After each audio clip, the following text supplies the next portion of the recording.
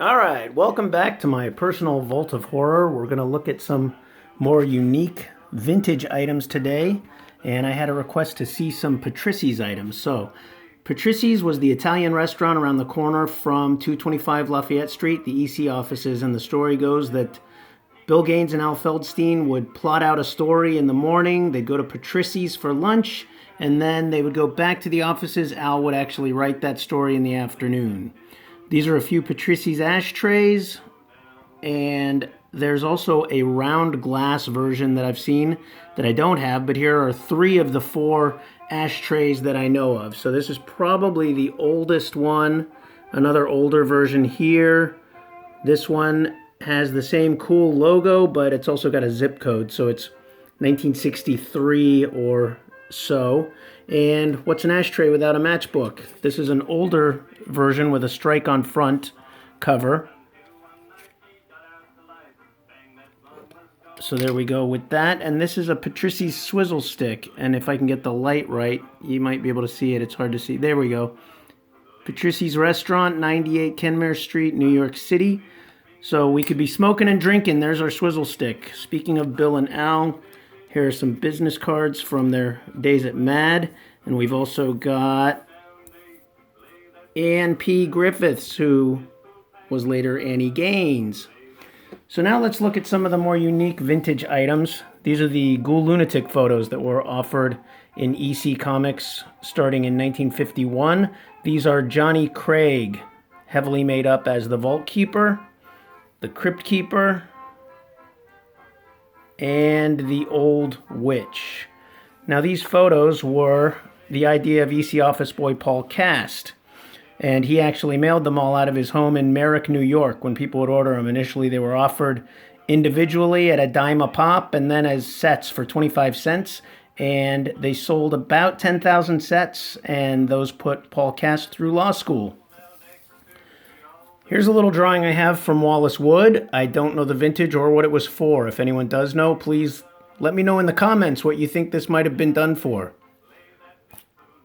And then we've got some stationery from 225 Lafayette Street, a MAD envelope, and a MAD address label. Here's a letter on MAD letterhead from Bill Gaines. This is about Larry Stark, EC's #1 fan. When Larry was starting a fanzine up, Bill wrote a letter of recommendation. And those are the envelopes from Bill Gaines to Larry Stark, EC's legendary #1 fan. Here's a letter from Jack Kamen on Jack Kamen stationery. Here we've got Al Feldstein on Al Feldstein stationery when he was living in Montana. He had an animal rescue.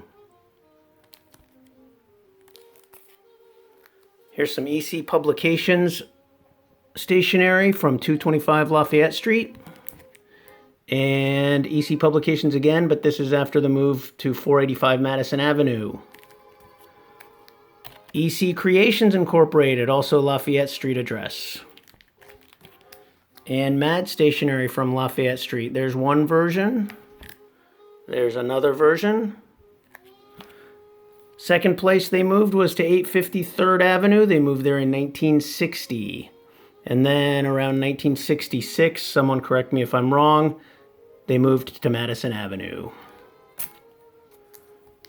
Okay, I'll get to that in just a minute. Here's Johnny Craig stationery, an unused sheet.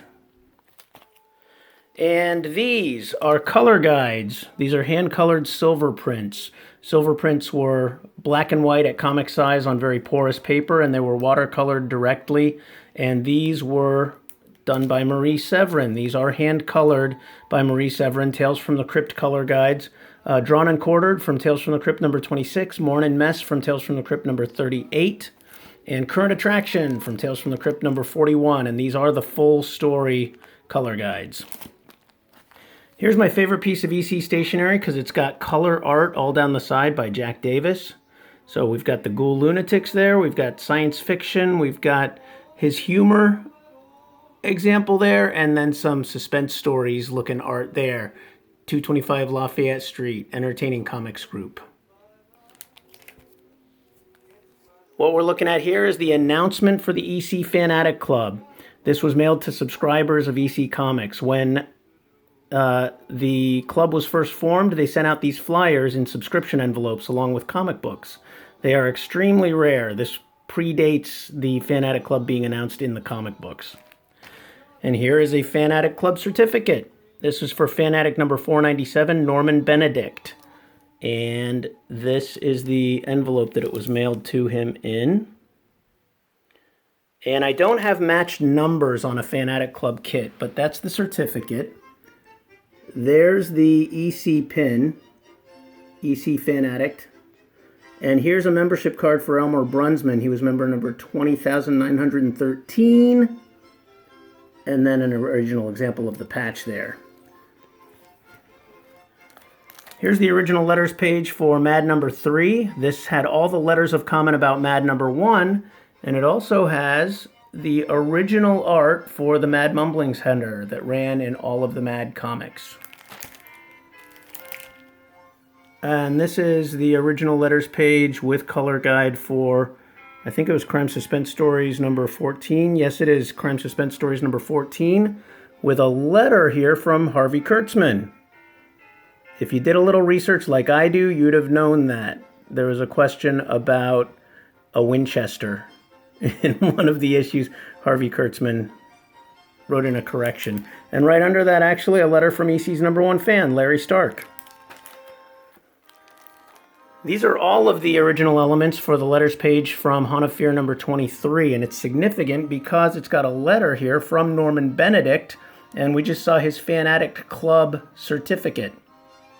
So he wrote a letter in about he and a friend of his who felt that they had the largest collections of ECs in the United States. So that's the original page with an overlay, and then this is the actual silver print color guide. And Norman Benedict got an answer from EC about this letter, and that's right here on an EC postcard. Hi, Norman and Matt. We received your letter of thanks and would like you to know that we were very glad to be of some assistance to you. That's signed from Shirley Norris, EC's office secretary. Very notoriously, she was arrested in the EC offices over the indecent Panic number 1. Then I've got a bunch of EC mailing envelopes here, and I think they're all about the same. So, very cool. You can never have too many EC mailing envelopes, I always say. And one of them came with a little surprise. So this EC envelope was used to mail the silver prints for Weird Science Fantasy number 26. And when I looked in the envelope, I actually discovered that there were some letters that had fallen off the cover of Weird Science Fantasy number 26, which was the Flying Saucer issue. So there are some original letterings from an EC cover, and there we have it. Some of the more unique items from the collection. I'll make more videos as I dig out more. Now let's all go have an Italian meal.